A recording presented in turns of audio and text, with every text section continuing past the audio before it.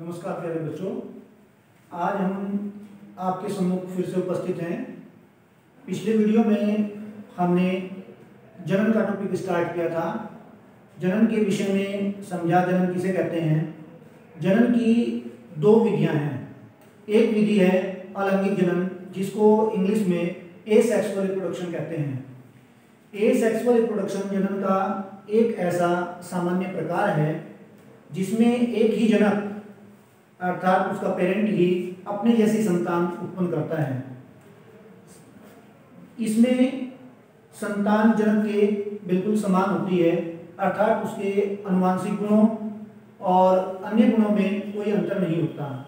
इसलिए संतान को जनक का क्लोन भी कह सकते हैं। ये था अलैंगिक जनन। इस अलैंगिक जनन को करने के लिए प्रत्येक जीवधारी अपने आवास के अकॉर्डिंग अपनी जनन की विधियां विकसित करता है। ये हम सब ने पिछले वीडियो में जाना था। उसकी अनेक विधियां थी जिसमें बाइनरी फिजन और स्पोरुलेशन, बाय बडिंग, रीजनरेशन, ये कई विधियां थी जिन विधियों के द्वारा अलैंगिक जनन जीवधारी करते हैं। आज का हमारा टॉपिक है रिप्रोडक्शन की दूसरी विधि, लैंगिक जनन, जिसको इंग्लिश में सेक्सुअल रिप्रोडक्शन कहते हैं। अब जो सेक्सुअल रिप्रोडक्शन है, इस सेक्सुअल रिप्रोडक्शन को हम इस प्रकार से समझेंगे। यह जनन का एक जटिल प्रकार है जिसमें जीवधारी के अंदर उसके रिप्रोडक्टिव ऑर्गन्स का होना आवश्यक है। इसके लिए शरीर में दैहिक कोशिकाओं से भिन्न दो अगुणित कोशिकाओं का संयुग्मन इसकी आधारभूत इकाई है या आधारभूत शिला है। इसमें दो अगुणित कोशिकाएं बनती हैं। तो जो दो अगुणित कोशिकाएं होती हैं, ये दोनों की दोनों अगुणित कोशिकाएं संयुग्मन करके अर्थात फ्यूजन के द्वारा ये एक जाइगोट का निर्माण करती हैं और ये जाइगोट किसी संतान के जीवन का प्रारंभ होता है, अर्थात इस जाइगोट से ही जीवन का प्रारंभ शुरू होता है। अब यहाँ ये समझना आवश्यक है कि शरीर में दो प्रकार की सेल्स होती हैं। एक होती हैं जिनको दैहिक कोशिकाएं कहते हैं। दैहिक कोशिकाओं को इंग्लिश में कहते हैं सोमेटिक सेल्स। तो जो सोमेटिक सेल्स होती हैं, दूसरी सेल्स होती हैं जिनको जनन कोशिकाएं कहते हैं। जनन कोशिका को इंग्लिश में कहते हैं जर्म सेल्स। तो जर्म सेल्स ये हमारे शरीर में कहाँ पर उपस्थित होती हैं? जर्म सेल्स हमारे शरीर में रिप्रोडक्टिव ऑर्गन्स में या अर्थात जननांगों में अर्थात गोनाड्स में उपस्थित होती हैं। अब गोनाड्स को आप ये ऐसे टेक्निकल टर्म है, वैसे समझ में नहीं आएगा, लेकिन इसको समझने के लिए आप अपने शरीर को देखिए, स्वयं के शरीर को।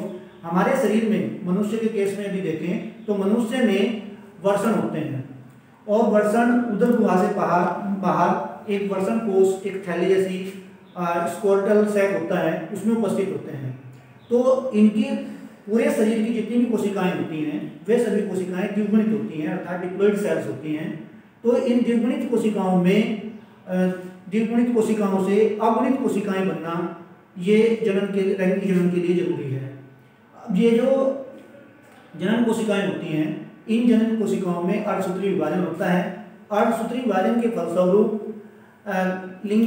लैंगिक सेल्स बनती हैं, अर्थात लिंगी कोशिकाएं बनती हैं, सेक्स सेल बनती हैं। इन सेक्स सेल को ही युग्मक या गैमेट कहते हैं। अब ये जो गैमेट्स होते हैं, इन गैमेट्स का दो प्रकार के होते हैं। दो प्रकार के गैमेट्स में एक होता है नर युग्मक, दूसरा होता है मादा युग्मक। तो नर युग्मक और मादा युग्मक अर्थात मेल गैमेट और फीमेल गैमेट के फ्यूजन के द्वारा युग्मनज अर्थात जाइगोट का निर्माण होता है और यह जाइगोट ही नई संतान का जीवन प्रारंभ करता है। इससे नया जीवन स्टार्ट होता है। ये समझिए। अब जो आपने दैहिक कोशिकाएं समझा, दैहिक कोशिकाएं जो होती हैं वो भी डिप्लॉइड होती हैं। अब इन दैहिक कोशिकाओं से क्या होगा? दैहिक कोशिकाएं हमारे हाथ, पैर, नाक, कान, मुंह, पूरे शरीर के अंदर जो दैहिक कोशिकाएं उपस्थित होती हैं। इन दैहिक कोशिकाओं में कौन सा विभाजन होता है? इन दैहिक कोशिकाओं में होता है वो मियोसिस डिवीजन अर्थात मियोटिक डिवीजन, समसूत्री विभाजन और अर्धसूत्री विभाजन। दोनों प्रकार के विभाजन आप लोगों ने कक्षा 11 में इनके ऊपर विशेष बहुत विस्तार से चर्चा की है। दोनों प्रकार के विभाजन को आपने वहां पर अच्छी प्रकार से समझा है। अब आप देख रहे हैं आपके सामने एक पिक्चर दिया हुआ है, जो भी हमने आपको एक्सप्लेन किया, आपको बताया कि भाई एक दो अगुणित कोशिकाएं होती हैं, एक नर युग्मक होता है, एक मादा युग्मक होता है। तो ये है आपका नर युग्मक और ये है मादा युग्मक। ये स्पर्म है, ये जो अभी बताया था आपको कि वर्षण होता है टेस्टिस, वर्षण की जो सेल्स होती हैं वो डिप्लॉइड सेल्स हैं। उन डिप्लॉइड सेल्स में अर्धसूत्री विभाजन होता है। अर्धसूत्री विभाजन अर्थात अर्धसूत्रण, जिसमें गुणसूत्रों की संख्या आधी हो जाती है, अर्थात मनुष्य के केस में भी हम देखें तो 46 क्रोमोसोम्स एक सेल में होता है और उसमें अर्धसूत्री विभाजन होकर के वो 23 रह जाता है। तो ये हो जाएगी हैप्लॉइड सेल्स, इससे बन जाएगा ये युग्मक। दूसरा ये होता है मादा युग्मक। अब नर युग्मक और मादा युग्मक दोनों के फ्यूजन के द्वारा बनता है जाइगोट, और जाइगोट से बन जाता है एम्ब्रियो, और एम्ब्रियो फिर डेवलप होकर के बन जाता है बेबी। ये नई संतान के जीवन के प्रारंभ यहाँ से स्टार्ट होता है। ये समझेंगे हम, इसको समझ पाएंगे कि लैंगिक जनन किसे कहते हैं। ये हो गया लैंगिक जनन की परिभाषा। अब इससे आगे बढ़ते हैं। इससे आगे जब हम बढ़ते हैं तो इससे आगे का टॉपिक है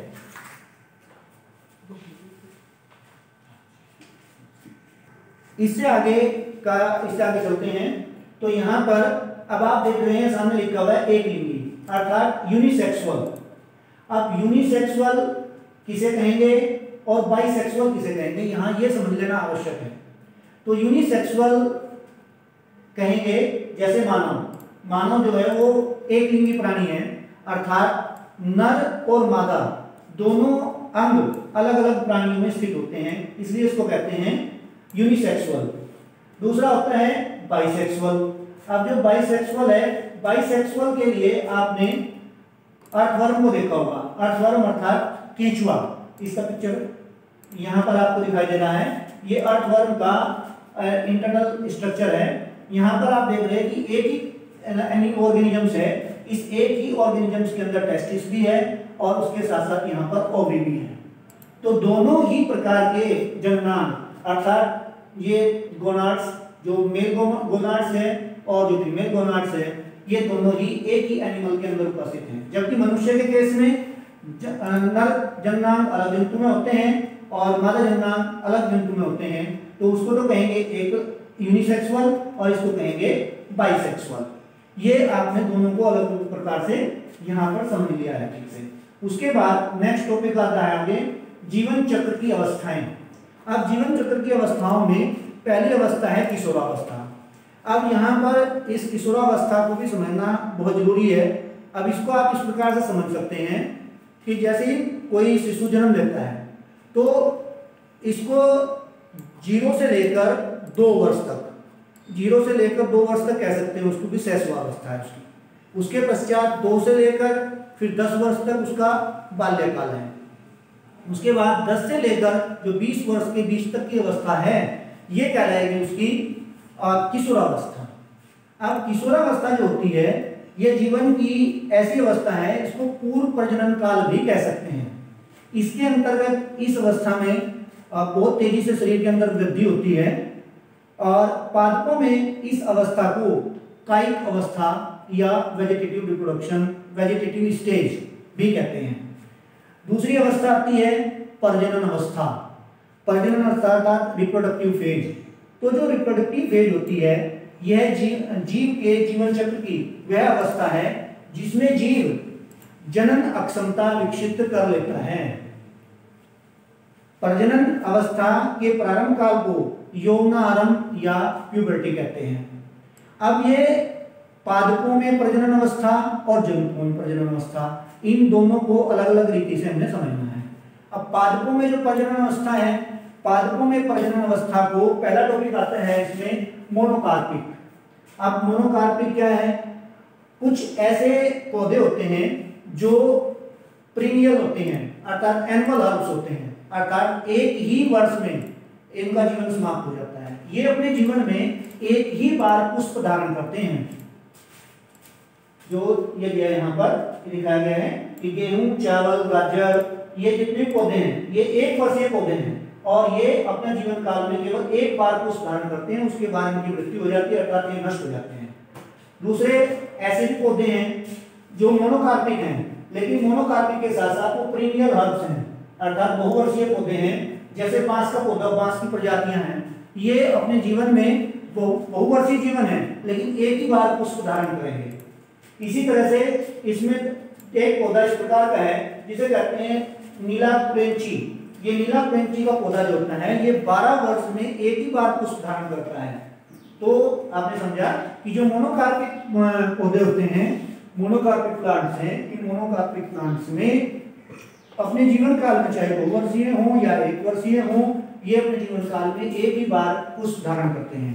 तो ये जीवन चक्र में ये प्रजनन अवस्था आती है जिसमें जीवधारी अपनी प्रजनन की क्षमता विकसित कर लेता है। दूसरे ऐसे भी होते हैं जो पॉलीकार्पिक हैं, ये बहुवर्षीय होते हैं, तो पेरिनियल हर्ब्स होते हैं, लेकिन ये बहुवर्षीय होने के साथ साथ यहाँ पर दिया हुआ है ये पॉलीकार्पिक, ये बहुवर्षीय पादप हैं, लेकिन ये अपने जीवन में अनेक बार पुष्प धारण करते हैं। जैसे आम का पौधा है, सेब का पौधा है, पेड़ है, तो ये अपने जीवन में एक अनेक बार पुष्प धारण करते हैं। ये कहलाएगी हमारी जो इसकी पादपों में प्रजनन अवस्था। उसके बाद नेक्स्ट जी, अब आती है जंतु प्रजनन अवस्था। जो जंतु होते हैं इनमें भी प्रजनन अवस्था दो प्रकार से होती है। एक होती है सीजनल, ऐसे भी प्राणी हैं, ऐसे भी जंतु हैं जो केवल सीजनल होते हैं, सीजनल प्रजनन करते हैं, जैसे मेंढक। अब जो मेंढक होता है फ्रॉग, ये प्रजनन के लिए एक खास मौसम में ही बाहर आता है। वैसे आपने पढ़ते वक्त कक्षा 11 में जब फ्रॉग पढ़ाया गया था तो वहां पर आप लोगों ने समझा होगा कि जो फ्रॉग होता है ये रेस्पिरेशन करता है। अब रेस्पिरेशन के लिए इसके शरीर में इसको कहते हैं उभयचर, अर्थात एम्फीबियन बोलते हैं इसको। तो ये एम्फीबियन होता है, ये जब पानी के अंदर रहता है तो ये रेस्पिरेशन करता है गिल्स से, क्लोम से, उनसे श्वसन करता है। जब आता है ये भूमि पर, तो भूमि पर रहते हुए ये श्वसन करता है फेफड़ों के द्वारा, जिसको लंग्स कहते हैं। अब आप सोचिए तीसरे प्रकार का श्वसन भी करता है ये, और तीसरे प्रकार का श्वसन किस प्रकार से होता है, वो करता है त्वचा के द्वारा। अब स्किन से त्वचा का वो रेस्पिरेशन किस समय पर करता है, ये आपने देखा होगा कि पूरा समय पर फ्रॉग बाहर दिखाई नहीं देगा। ये शीत निष्क्रियता और ग्लिसरीन निष्क्रियता का सहारा लेता है, अर्थात जिसको हाइबरनेशन कहते हैं। जब ये अपने छुपा हुआ रहता है, शीत निष्क्रियता में रहता है या ग्लिसरीन निष्क्रियता में रहता है, हाइबरनेशन में रहता है, उस समय पर यह त्वचा के द्वारा श्वसन करता है। और फिर जब उसका रेनी सीजन आता है, बरसात का मौसम आता है, तब ये भूमि से बाहर निकलता है। तो उस समय पर यह अपने वाक्कोश द्वारा आवाज, टर्टर की आवाज निकालता है और मादा जंतु को, मादा फ्रॉग को अपनी ओर अट्रैक्ट करता है। उस समय पर ये सिग्नल उस रेनी सीजन में प्रजनन करता है। इस प्रकार से कुछ अधिकतम पक्षी भी हैं इस प्रकार के जो इस तरह का प्रजनन करते हैं। उसके बाद दूसरे आते हैं कॉन्टिन्यूअस जो रिप्रोडक्शन करते हैं। तो कॉन्टिन्यूअस रिप्रोडक्शन करने वाले जो सतत प्रजनक होते हैं, जैसे दुधारू पशु हैं, घरों में हमारे यहाँ चौपाया जंतु हैं, बहुत सारे दुधारू पशु हैं, उनमें भी सतत उनके लिए कोई खास सीजन की बात नहीं है, तो प्रजनन करने के लिए कोई एक विशेष मौसम है उनके लिए। इसी प्रकार से मनुष्य है, मनुष्य का भी कोई विशेष मौसम नहीं है, और चूहे हैं उनका भी कोई इस प्रकार से बहुत सारे जंतु हैं जो कंटिन्यूअस जो रिप्रोडक्शन होता है वो करते रहते हैं। उसके बाद अगली अवस्था आती है हमारी जीर्णावस्था। जीर्णावस्था इस पर वो अवस्था है जिस अवस्था में शरीर जीर्ण हो जाता है, कमजोर हो जाता है, अर्थात वो प्रजनन के योग्य नहीं रहता। यह प्रजनोपरांत काल कहलाता है, प्रजनन पश्च अवस्था है, पोस्ट रिप्रोडक्शन की अवस्था कहलाती है। अब यहाँ तक के बारे में हमने समझ लिया के बारे में। अब उसके बाद आती है लैंगिक जनन की घटनाएं। तो लैंगिक जनन करते समय जीवधारी के जीवन में कुछ घटनाएं घटित होती हैं। वो कौन कौन सी घटनाएं हैं जिन पर हमें चिंतन करना है, विचार करना है? वो घटनाएं हैं, जैसे पहली घटना है इसमें निषेचन पूर्व घटनाएं। अब यहाँ पर आप लोगों को हम ये भी समझाएंगे भाई निषेचन क्या है। आपने पहली बार फर्टिलाइजेशन निषेचन का ये शब्द सुना होगा, तो ये फर्टिलाइजेशन क्या है, निषेचन क्या है। अब निषेचन पूर्व घटनाएं, अब निषेचन पूर्व घटनाएं जो हैं जिसको हम प्री फर्टिलाइजेशन इवेंट कहते हैं, इसमें पहली अवस्था आती है, दो अवस्थाएं इसके अंतर्गत आएंगी। एक आएगा युग्मक जनन, युग्मक जनन अर्थात गैमेटोजेनेसिस अर्थात गैमेट फॉर्मेशन। तो गैमेट अभी हमने पेशे पढ़ा है कि गैमेट दो प्रकार के होते हैं, एक होता है मेल गैमेट, दूसरा होता है फीमेल गैमेट। तो जो मेल और फीमेल गैमेट का फॉर्मेशन है वो किस प्रकार से होता है, तो मेल और फीमेल गैमेट के फॉर्मेशन को हम यहाँ इस डायग्राम के द्वारा बहुत अच्छी प्रकार से समझ सकते हैं। तो यहाँ पर ये oogenesis दिखाया गया है, oogenesis है। तो इस oogenesis में ये एक सेल है डिप्लॉइड सेल, उसके पश्चात इसमें समसूत्री विभाजन होता है। समसूत्री विभाजन ग्रोथ पीरियड है इसका, इसी का ही इसी सेल का ग्रोथ पीरियड है, इसमें वृद्धि करती है ये कोशिका, जो द्विगुणित कोशिका है ये वृद्धि करती है। वृद्धि करने के पश्चात इसमें ही डिवीजन होता है और वो डिवीजन होकर के इससे बन जाती हैं दो सेल, एक कोशिका से दो सेल बनती है। लेकिन यहाँ पर क्या होता है, यहाँ पर होता है अर्धसूत्री विभाजन, यहाँ पर अर्धसूत्री विभाजन होता है, लिखा हुआ है मियोसिस फर्स्ट। अब आपको पता होगा कक्षा 11 में जब आप लोगों को मियोसिस डिवीजन पढ़ाया गया था, तो मियोसिस डिवीजन पढ़ाते हुए अब यहाँ पर खाली इतना ही समझना आवश्यक नहीं है, यहाँ कह दिया आपसे कि मियोसिस डिवीजन होता है। अब आपको यहाँ वो याद रहना चाहिए जो पिछले वर्ष आप लोगों को पढ़ाया गया था। अब मियोसिस डिवीजन होने के लिए 5 अवस्थाएं हैं। 5 अवस्थाएं कौन कौन सी आती हैं मियोसिस डिवीजन की, जिसमें प्रोफेज, मेटाफेज, एनाफेज, टीलोफेज, फिर डायकाइनेसिस होता है।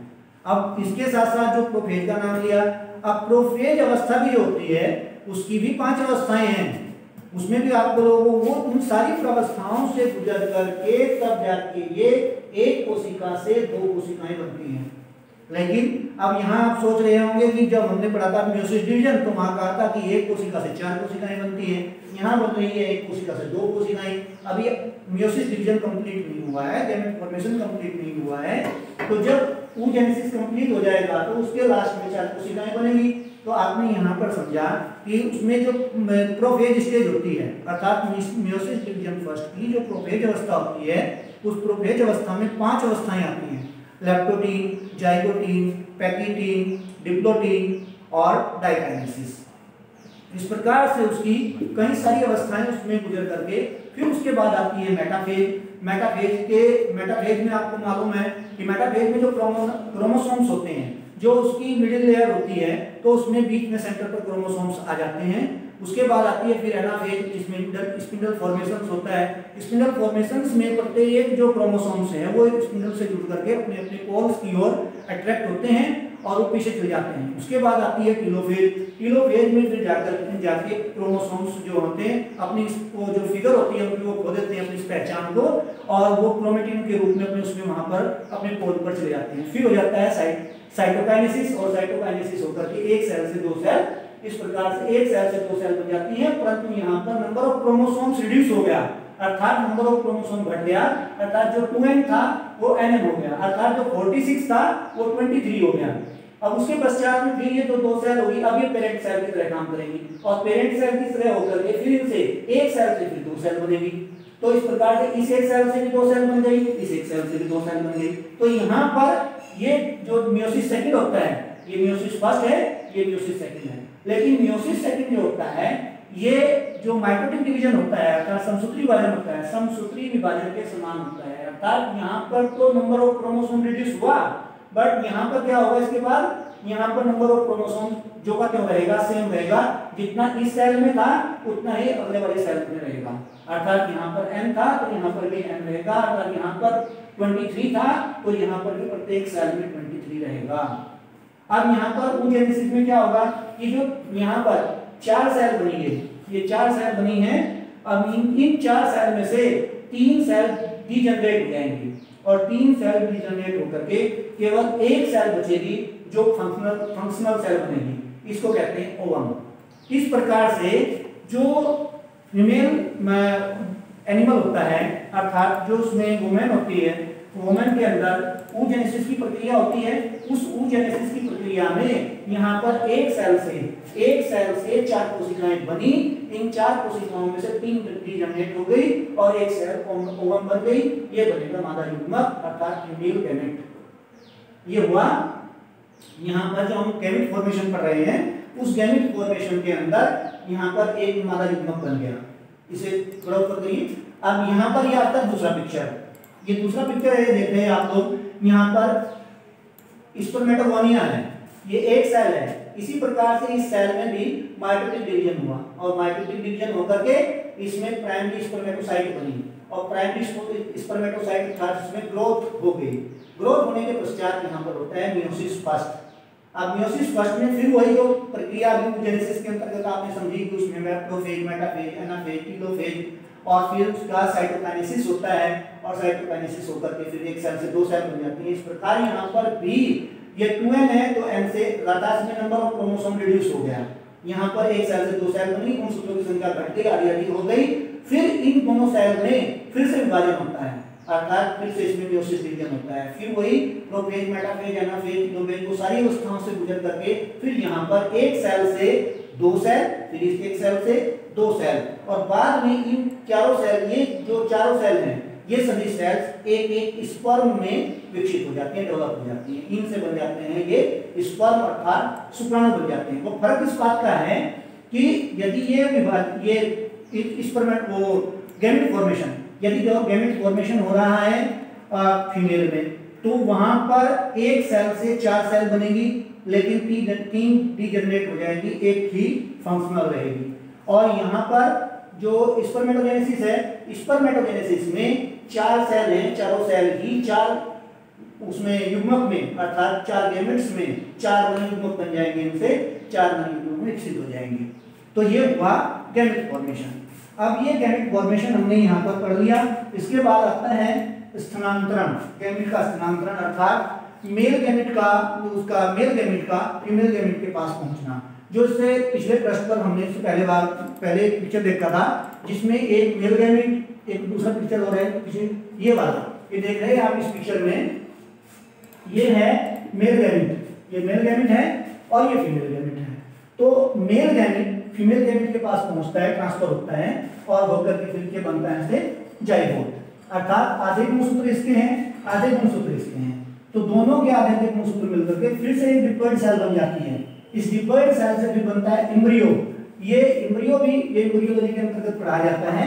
यहाँ पर जब आप लास्ट में लेसन है हमारा एम्ब्रियोलॉजी तो वहाँ पर उसमें पढ़ाया जाएगा। इसमें भी अलग अलग स्टेज आती हैं, जैसे ये आप गेंद के समान एक संरचना देख रहे हैं, तो ये गेंद के समान एक संरचना है, ये 22 सेल्स का एक मोरुला स्टेज है और इसके पश्चात इसमें मोरुला के बाद ब्लास्टुला आता है, ब्लास्टुला के बाद फिर गैस्ट्रुला आता है। गैस्ट्रुला में तीन प्राथमिक जनन स्तर बनते हैं जिनको एक्टोडर्म, मेसोडर्म, एंडोडर्म कहते हैं। तो जो उसकी गैस्ट्रुलेशन के समय पर जो उसमें तीन प्राथमिक जनन स्तर बनते हैं, उन प्राथमिक तीन जनन स्तरों से फिर हमारे शरीर के जितने भी ऑर्गन्स हैं वे सभी ऑर्गन्स विकसित होते हैं और उन सभी ऑर्गन्स विकसित होकर के फिर वो एक शिशु के रूप में डेवलप हो जाते हैं। इस प्रकार से मेल और फीमेल गैमेट के फ्यूजन के फलस्वरूप जाइगोट, जाइगोट से एम्ब्रियो, एम्ब्रियो से उसका बेबी बनता है। तो ये प्रक्रिया हमने समझी कि यहाँ पर निषेचन पूर्व घटनाएं, ये निषेचन से पूर्व की घटनाएं थी गैमेट फॉर्मेशन और उसके पश्चात अभी आपको समझाया ये जो ये मेल और फीमेल गैमेट का फ्यूजन था ये था फर्टिलाइजेशन। अब यहाँ पर एक बात और समझना आवश्यक है, ये आता है उसके बाद अब हमने मनुष्य के केस में तो समझ लिया कि भाई इस प्रकार से इसमें ये युग्मक बनते हैं, ये बात हमने समझ ली। अब इसके अलावा तो और भी धरती पर प्राणी बहुत सारे हैं, उनके विषय में भी जानेंगे कि उनमें किस प्रकार से गैमेट फॉर्मेशन होता है। तो गैमेट फॉर्मेशन समझने के लिए उसके बाद आता है पादपों में युग्मक जनन। नेक्स्ट पेज पर आप देख रहे हैं, यहाँ पर आपने समझा ये है पादपों में युग्मक जनन। तो शैवालों में युग्मक जनन किस प्रकार से होता है। अब पहले तो आप यही समझ लीजिए कि शैवाल क्या होते हैं। अभी आप लोगों को पिछली संगति आ रही है या नहीं आ रही है, मुझे समूह होते तो पूछ करके मालूम पड़ता आप लोगों से। अभी हम बता देते हैं आपको कि ये शैवाल क्या होते हैं। शैवाल को सामान्य भाषा में कहते हैं काई, एल्गी, जो पानी के अंदर हरे हरे रंग के आपको सूत्र से दिखाई देते हैं धागे से कहें तो थैलस लाइक स्ट्रक्चर होती है। थैलस किसे कहते हैं, ऐसे प्लांट को थैलस कहते हैं जिसका जो पूरा प्लांट पौधा है वो रूट, स्टैंड एंड लीफ में डिफरेंशिएटेड नहीं होता अर्थात वो भिन्नित नहीं होता, उसमें अलग से जड़, तना, पत्ती नहीं होती है, केवल एक फिलामेंट लाइक अर्थात धागे की जैसी एक संरचना होती है। हरे शैवाल होते हैं, इनमें क्लोरोफिल पाया जाता है तो ये हरे रंग के होते हैं, तो ये शैवाल कहलाते हैं। अब इन शैवालों में की कई सारी अलग अलग प्रजातियां हैं, उनकी कई स्पीसीज हैं जिससे जैसे कह लेंगे हम यूलोथ्रिक्स है, स्पायरोगायरा है, उडोगोनियम है, कारा है, एक्टोकार्पस है और बहुत सारी और भी शैवाल्स हैं, वो सब शैवाल्स होती हैं। लेकिन इन शैवालों में सभी में युग्मक जनन किस प्रकार से होता है, तो हम यहाँ पर एक शैवाल है क्लेमाइडोमोनास, तो उसके विषय में समझाएंगे। अब शैवालों में जो युग्मक जनन होता है और मनुष्य में युग्मक गैमेट फॉर्मेशन में बता दिया वो जेनेसिस स्पर्मेटोजेनेसिस होता है, लेकिन यहाँ पर जो शैवालों में होता है वो 3 प्रकार से जनन गैमेट फॉर्मेशन होता है। उसमें है, इसमें यहाँ पर यह आ गया समयुग्मकी अर्थात आइसोगेमस। तो आइसोगेमस प्रकार का होता है। आइसोगेमस प्रकार का क्यों कह रहे हैं, इस आइसोगेमस प्रकार के में यहाँ पर आप देख रहे हैं कि ये दो आइसो माना समान, जो समान है दोनों के दोनों एक जैसे बिल्कुल फिगर में एक जैसे हैं, ये क्लेमाइडोमोनास में समझाया गया है आपको। तो इसमें एक होता है पॉजिटिव स्ट्रेन वाला, एक होता है नेगेटिव स्ट्रेन वाला, ये दो समान प्रकार के हैं। अर्थात इनमें एक को कह सकते हैं ये फीमेल है, एक को कह सकते हैं ये मेल है, अर्थात एक नर है और एक मादा की तरह व्यवहार करते हैं, तो ये दोनों समान प्रकार के हैं। ये हो गया आइसोगेमस प्रकार का। इस प्रकार से इनमें समयुग्मकी प्रकार का ये गैमेट फॉर्मेशन होता है। दूसरे प्रकार का फॉर्मेशन किस प्रकार का है, इसको कहते हैं विषमयुग्मकी एनाइसोगेमस। ये लिखा हुआ है यहाँ पर एनाइसोगेमस प्रकार का ये पाया जाता है इसमें। तो इनमें क्या होता है, इनमें एक जो होता है ये मादा युग्मक है, ये मादा युग्मक है, दूसरा ये छोटा है, ये मादा युग्मक है, ये होता है पॉजिटिव अर्थात निष्क्रिय होता है। दूसरा ये युग्मक होता है ये सक्रिय होता है अर्थात एक्टिव होता है। तो इसलिए इसको कहते हैं एनाइसोगेमस अर्थात दोनों समान नहीं है, परिमाण और साइज में दोनों भिन्न हैं, तो इसलिए इसको कहते हैं एनाइसोगेमस प्रकार का गैमेट फॉर्मेशन यहाँ पर इसमें पाया जाता है। ये यहाँ पर भी आप देख रहे हैं इसमें, ये यहाँ पर ये दोनों के साइज और उसके परिमाण में दोनों में अंतर है। अब इसके पश्चात आता है तीसरे प्रकार का। तीसरे प्रकार का जो है इसमें अनयुग्मकी ऊगेमस प्रकार का है। ये देखिए यहाँ पर इसमें एक बड़ा होता है, एक बड़ा युग्मक है, ये होता है अचल नॉन मोटाइल होता है, और दूसरा होता है ये वाला युग्मक है, ये वाला युग्मक है, ये कहलाएगा मोटाइल।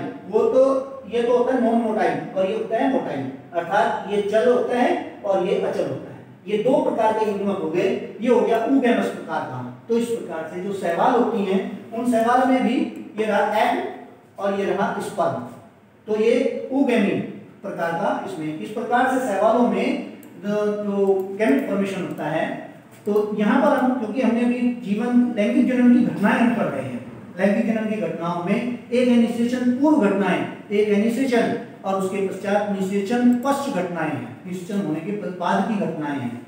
तो अभी तो हमने गैमेट फॉर्मेशन पढ़ना है, तो अलग अलग प्रकार के प्लांट हैं, अभी तो हम शैवालों में पढ़ा। अब शैवाल के बाद एक आता है दूसरे प्लांट होते हैं ब्रायोफाइट्स। अब ब्रायोफाइट्स क्या होते हैं, ये जो ब्रायोफाइट्स होते हैं इनमें भी युग्मक जनन होता है। बरसात के सीजन में आप लोगों ने देखा होगा कि जहाँ पर छायादार स्थान होते हैं, नम भूमि होती है, वहाँ पर छोटे छोटे हरे हरे रंग के और पौधे से उगाते हैं, जो ऐसे लगते हैं जैसे मखमल नीचे बिछी हुई हो, इस प्रकार के लगते हैं वहाँ पर। वो ये जो पौधे होते हैं, पिछले वर्ष इन पौधों के विषय में आप लोगों को पढ़ाया गया था कि इनमें भी रूट स्टैंड एंड लीफ नहीं होती है, लेकिन ये जो शैवाल होती हैं उनसे थोड़े विकसित पौधे हैं, इनमें रूट और स्टेम को फिर भी पहचान में आता है, लेकिन जो ना वो स्टेम और लीफ, लेकिन रूट की जगह पर इनमें राइजोइड्स पाए जाते हैं, जिससे ये अपने सबस्ट्रेट से, आधार से, भूमि से जुड़े रहते हैं, अर्थात वहां से अपना पोषण प्राप्त करते रहते हैं। तो इन पौधों में भी गैमेट फॉर्मेशन होता है। तो गैमेट फॉर्मेशन करने के लिए वैसे तो आप लोगों को मालूम हो कि जो ब्रायोफाइट्स के पौधे होते हैं ये गैमेटोफाइटिक प्लांट है, गैमेटोफाइट प्लांट है। जैसे हम इंटर क्लास में कक्षा 12 में फ्यूनेरिया पढ़ते हैं, मॉस पढ़ते हैं, तो फ्यूनेरिया में जो उसके मॉस कैप्सूल होता है, तो इस प्रकार से ये गैमेटोफाइट प्लांट है। इसमें भी एक संरचना होती है जिसको कहते हैं एंथ्रीडियम। तो जो एंथ्रीडियम होती है, एंथ्रीडियम के अंदर बाइक रिलेटेड जो इसमें जो मोटाई होते हैं वो एंथ्रोजोइड्स बनते हैं, और दूसरा होता है आर्चिगोनिया। तो जो आर्चिगोनिया होती है, आर्चिगोनिया के अंदर बनते हैं ओवम। तो इस प्रकार से एक एंथ्रोजोइड बनते हैं, दूसरे उसमें आर्चिगोनियम बनते हैं जो नॉन मोटाइल होते हैं। ये नॉन मोटाइल आर्चिगोनियम में बनता है ओवम, इसके अंदर ओवम बन जाते हैं शिष्टधारी के अंदर, और उसमें बन जाते हैं मोटाइल, ये बनते हैं एंथ्रोजोइड्स बनते हैं। तो एंथ्रोजोइड्स और ओवम दोनों बनकर के एक नर युग्मक एक मादा युग्मक, ये हो गया इसमें ब्रायोफाइट्स में गैमेट फॉर्मेशन। उसके बाद अगले पौधे आते हैं टेरिडोफाइट्स। अब जो टेरिडोफाइट के प्लांट्स होते हैं, ये ब्रायोफाइट्स हो या टेरिडोफाइट्स हो, इनको कहते हैं क्रिप्टोगैमस प्लांट्स बोलते हैं इनको। तो इनमें एक होते हैं जो पहले वाले थे, जो ब्रायोफाइट्स थे, ये थे नॉन फ्लावरिंग प्लांट तो हैं ही ये, और ये नॉन वस्कुलर भी हैं। उसके बाद जो टेरिडोफाइट्स आते हैं, ये टेरिडोफाइट हैं, ये ब्रायोफाइट से थोड़े से विकसित पौधे हैं उनसे। क्यों? इनमें क्या विकसित हो गया कि जो ब्रायोफाइट्स के पौधे थे उनमें जो वो था वस्कुलर टिश्यू वहां पर डेवलप नहीं थे, लेकिन यहाँ पर वस्कुलर टिश्यू डेवलप हो जाते हैं। अब वस्कुलर टिश्यू क्या है? अब वस्कुलर टिश्यू आपको ये समझना चाहिए। जब आप लोगों को प्लांट टिश्यू पढ़ाए गए थे, तो प्लांट टिश्यू में आप लोगों को बताया गया था कि टिश्यू दो प्रकार के, प्लांट टिश्यू दो प्रकार के होते हैं। एक होता है मेरिस्टेमेटिक टिश्यू, दूसरा होते हैं उसमें परमानेंट टिश्यू। तो जो परमानेंट टिश्यू होते हैं वो तीन प्रकार के होते हैं। उसमें सिंपल हैं, कॉम्प्लेक्स हैं और स्पेशल हैं। तो जो कॉम्प्लेक्स प्रकार के प्लांट टिश्यू होते हैं वो भी दो प्रकार के होते हैं, जिसमें जाइलम और फ्लोएम होते हैं। तो यहाँ पर जो जाइलम और फ्लोएम है, यहाँ पर टेरिडोफाइट में जाइलम और फ्लोएम डेवलप हो जाते हैं। अर्थात ये जो ब्रायोफाइट्स होते हैं उनके थोड़े विकसित पौधे हैं। इनमें भी उसी प्रकार से ये देखिए आप फर्न का प्रोथैलस, यहाँ पर आप देखेंगे कि फर्न का प्रोथैलस दिखाई दे रहा है। यहाँ पर ये फर्न में ये इसकी गैमेटोफाइटिक स्टेज है। इस गैमेटोफाइटिक स्टेज में यहाँ पर आर्चिगोनिया है और एंथ्रीडियम है। तो यहाँ आर्चिगोनिया में यहाँ पर गैमेट फॉर्मेशन होता है, इससे बन जाता है ओवम, और यहाँ पर एंथ्रीडियम में यहाँ पर बनता है इसमें एंथ्रोजोइड्स। तो ओवम और एंथ्रोजोइड्स ये दो मादा युग्मक और नर युग्मक, इस प्रकार से टेरिडोफाइट्स में नर युग्मक और मादा युग्मक का ये गैमेट फॉर्मेशन होता है। ये इसके राइजोइड्स हैं, यहाँ पर दिखाए गए हैं, यहीं पर इसके एंथ्रीडियम होते हैं। तो यहाँ पर हमने समझा कि इनमें टेरिडोफाइट्स में गैमेट फॉर्मेशन किस प्रकार से होता है। इसके बाद आते हैं नेक्स्ट प्लांट आता है अनावर्त बीजी पौधे। तो जो अनावर्त बीजी पौधों में युग्मक जनन है। तो अनावर्त बीजी में अर्थात इनको इंग्लिश में कहते हैं जिम्नोस्पर्मिक प्लांट। तो गैमेटोजेनेसिस इन जिम्नोस्पर्म। अब जिम्नोस्पर्म प्लांट कहाँ पर मिलते हैं आपको? ये इसमें हमारे जो सिलेबस है, हमारे सिलेबस में दो जिम्नोस्पर्मिक प्लांट यहाँ पर स्टडी कराए जाते हैं। एक है इसमें साइकस। जब आप अपने विद्यालय में आएंगे, हमारे विद्यालय में यहाँ पर बहुत सारे पौधे लगे हुए हैं, तो उनमें यहाँ पर साइकस भी है। आप देखेंगे विद्यालय के प्रांगण में आते हैं, जो हमारे यहाँ पर गार्डन है, गार्डन में भारत माता का चित्र बना हुआ है, उसके बीच में एक पौधा लगा हुआ है, बड़ा सारा पौधा है, इसको कहते हैं साइकस। जो साइकस का पौधा है, इस साइकस के पौधे पर में दोनों अलग अलग होते हैं, अर्थात मोनोसियस और डायोसियस। अर्थात नर पौधा अलग होता है और मादा पौधा अलग होता है। तो जो इसका मेल प्लांट है, एक मेल प्लांट है, एक फीमेल प्लांट है। तो जो फीमेल प्लांट है उस पर लगते हैं मेगास्पोरोफिल। और जी यहाँ पर आप देखिए, यहाँ पर जिम्नोस्पर्मिक प्लांट है। तो इस जिम्नोस्पर्मिक प्लांट में गैमेटोजेनेसिस इन जिम्नोस्पर्म। तो जिम्नोस्पर्म में हम बात कर रहे थे आपसे कि अपने विद्यालय में यहाँ पर दोनों प्रकार के पौधे लगे हैं। दोनों की इमेज भी आप यहाँ पर देख रहे हैं कि साइकस के पौधे में ये वैसे तो इनमें शंकु बनते हैं, लेकिन साइकस में अपवाद स्वरूप केवल जो नर शंकु ही बनता है, मादा शंकु नहीं बनता। मादा जो होता है वो मेगास्पोरोफिल होता है मादा पौधे में। ये है मादा पौधा का मेगास्पोरोफिल। इस मेगास्पोरोफिल पर छोटे छोटे ओव्यूल लगते हैं, यहाँ पर ओव्यूल लगते हैं। पादप जगत में सबसे बड़ा ओव्यूल अंडा वो साइकस का होता है, और दूसरा होता है ये कौन होते हैं, ये शंकु होते हैं।